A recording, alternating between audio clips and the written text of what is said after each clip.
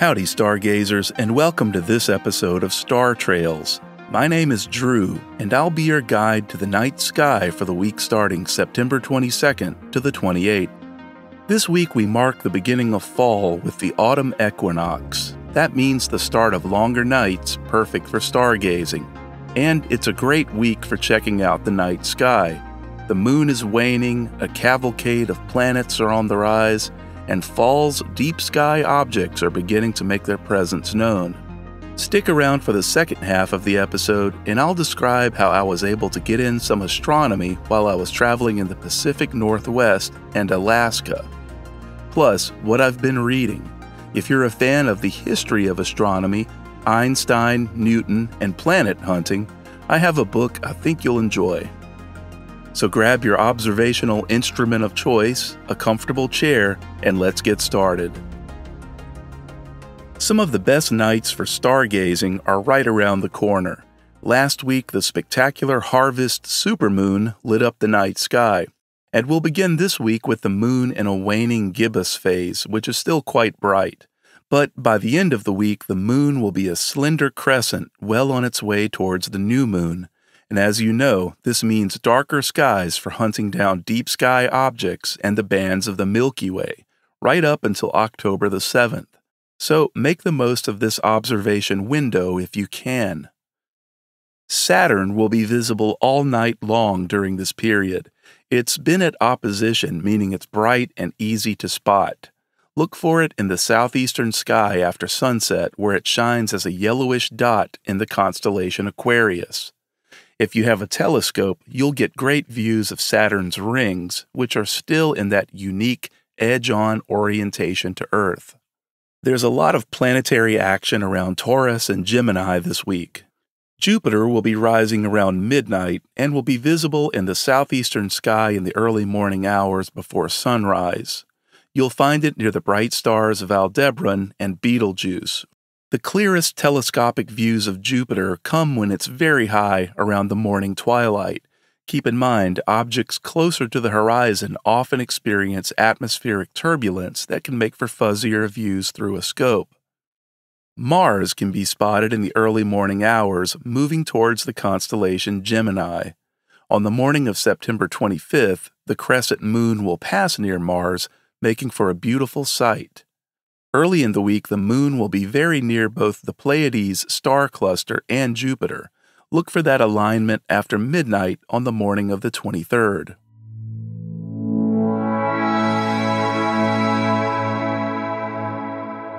Cassiopeia is one of the most easily recognizable constellations in the night sky, especially during the fall and winter months in the Northern Hemisphere. Its distinctive W or M shape, depending on its orientation, is formed by 5 bright stars and makes it stand out against the backdrop of the Milky Way. Located near the celestial North Pole, Cassiopeia is circumpolar, meaning it never sets below the horizon for most observers in northern latitudes, making it visible year-round. In Greek mythology, Cassiopeia was the vain queen of Ethiopia, married to King Cepheus and mother to Andromeda. Her beauty was legendary, but her arrogance caused trouble. Cassiopeia boasted that she was more beautiful than the Nereids, sea nymphs who were favored by Poseidon, the god of the sea. In retaliation, Poseidon sent a sea monster to ravage her kingdom. As part of her punishment, Cassiopeia was placed in the heavens, tied to her throne. She circles the celestial pole, and for part of the night she's upside down, a symbol of her eternal punishment for her vanity. The 5 main stars of Cassiopeia form the well-known W shape, each with its own unique characteristics. Shadar is the brightest star in the constellation, an orange giant located about 230 light-years away. Its name is derived from the Arabic word for breast, as it was thought to represent the heart of the queen. Kaf is a white giant star located around 54 light-years away. It's a variable star, meaning its brightness fluctuates slightly over time. Kaf marks the top right point of the W. The central star of the W, Gamma Cassiopeiae, is a rapidly rotating blue-white subgiant. Its high speed causes material to be ejected from the star, forming a disk around it. Its brightness can vary significantly over decades. Rukba, forming the lower left of the W, is a binary star. Finally, Sigan is a blue giant and the faintest of the 5 main stars. Cassiopeia is home to some fascinating deep sky objects, although some of them are challenging to spot. The double cluster NGC 869 and NGC 884, located between Cassiopeia and the constellation Perseus, is a pair of open star clusters that can be spotted with binoculars. These clusters are about 7,500 light-years away and are believed to be about 12.8 million years old. The Heart and Soul Nebula, IC 1805 and IC 1848, are a pair of neighboring emission nebula where new stars are forming.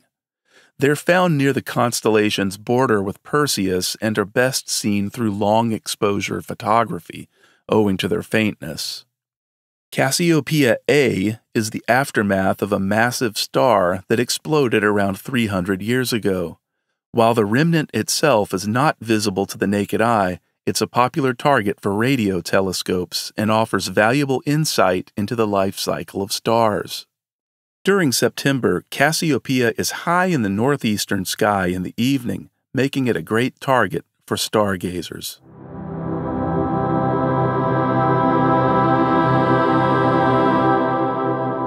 If you're on the hunt for additional deep sky objects, the constellation Lyra will be high in the sky this week. Lyra is home to the famous Ring Nebula M57. This is a great opportunity to explore this planetary nebula with a telescope. Also, look for the Andromeda Galaxy M31 near Pegasus. This is the closest large galaxy to our Milky Way, and it can be seen as a faint, blurry patch with the naked eye in very dark conditions.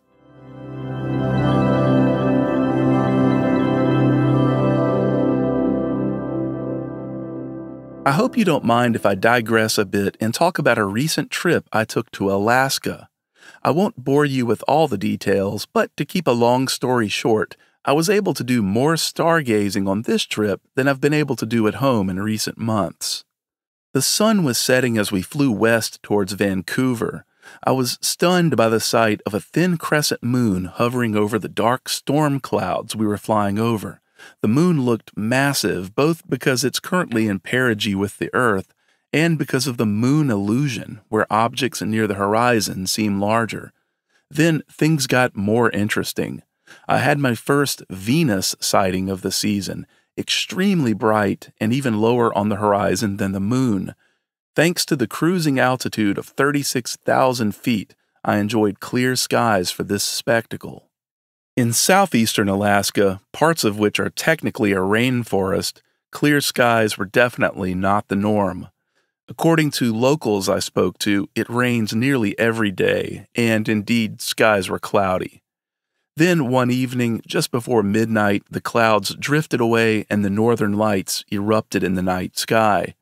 The Big Dipper was prominent in the sky as shades of green and pink swirled across Polaris and over to the Pleiades. The next evening was also clear, and I managed to photograph the nearly full harvest moon rising over the mountains of the Inland Passage, reflecting in the waterway below.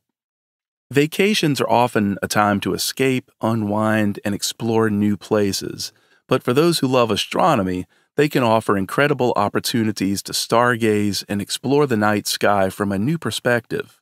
Whether you're flying at 30,000 feet or cruising through the ocean, your vacation can double as an astronomy adventure. Like I mentioned earlier, some interesting stargazing opportunities can happen when you're mid-flight.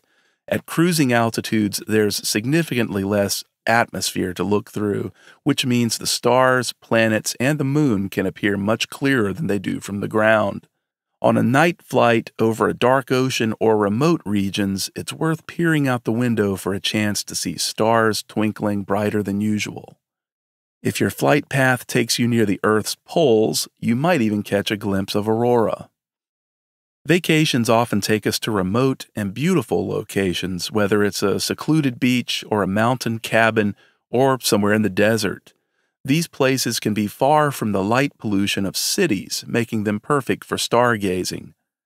More than 20 years ago, I was in Australia in a small town called Ngambie, about an hour outside Melbourne, but not quite in the outback.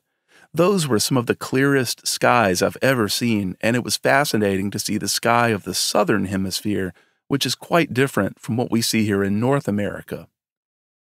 If you're heading to a national park on your vacation, you may be in one of the best spots for stargazing. Many parks in the United States and around the world are designated as international dark sky parks, meaning they're protected from light pollution to preserve the natural night sky. This makes them perfect for astronomy enthusiasts. Some great examples include Bryce Canyon National Park in Utah. It's famous for its striking rock formations by day and awe-inspiring night skies. Big Bend National Park, situated in a remote part of Texas, offers some of the darkest skies in the continental United States. Jasper National Park in Alberta, Canada, is one of the largest dark sky preserves in the world and provides a magnificent view of the Milky Way. It's also a great spot to watch meteor showers. Cruise vacations also offer fantastic stargazing opportunities. When you're far out at sea, away from city lights, the sky can be incredibly dark, providing crystal clear views of the stars. Many cruises even offer onboard astronomy programs where experts guide passengers through the night sky. The endless horizon of the ocean creates a perfect backdrop for connecting with the cosmos. And don't forget your binoculars. They're easy to pack in a suitcase and can be excellent for observing the moon's craters or spotting open star clusters like the Pleiades. When you aren't using them for astronomy, they'll be useful for sightseeing, checking out scenery, or watching for native wildlife. Remember, you can use an astronomy app like Sky Safari or Stellarium to enhance your experience. These apps are especially useful if you're unfamiliar with the night sky in your vacation destination. Simply point your phone or tablet toward the sky, and these tools will guide you through the constellations overhead. And finally, I wanted to mention what I've been reading lately. It's a long title, but I'll include a link in the show notes. The book is called The Hunt for Vulcan and How Albert Einstein Destroyed a Planet, Discovered Relativity, and Deciphered the Universe. It's by the author Thomas Levinson.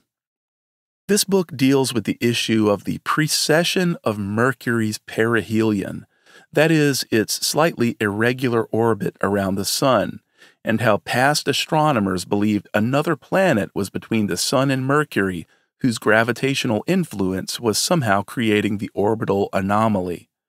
The hunt for the so-called planet Vulcan bothered astronomers for decades, and this book describes their efforts in locating it. Well, spoiler alert, and I don't think I'm giving away the ending because it's right there in the title. We never found Vulcan. Anyone who's looked at Einstein's theory of general relativity may recall that the problem of Mercury's orbit was explained as an effect of the curvature of space-time around the Sun. The book will, of course, explain it a lot better than I can, and along the way you'll learn about how orbital mechanics, and in particular Newtonian physics, helped astronomers locate both Uranus and Neptune. There's very little math, and it's an easy read, so if you're a fan of books such as A Brief History of Time, you won't have any trouble following along. Much like a vacation, the journey is as important as the final destination. So even if you know how this story ends, you'll pick up a lot of good anecdotes and astronomy history along the way. And finally, if you've made it this far in the episode, I apologize for my voice. I've had a cold the last few days. That's it for today's episode of Star Trails. Remember, we're also on Mastodon at *_trails. If you get a chance, stop by and say hello. I'll include a link in the show notes. Also, remember our website, startrails.show, where you can find all of our episodes, including transcripts and night sky maps. Until next time, keep looking up and exploring the night sky. Clear skies, everyone.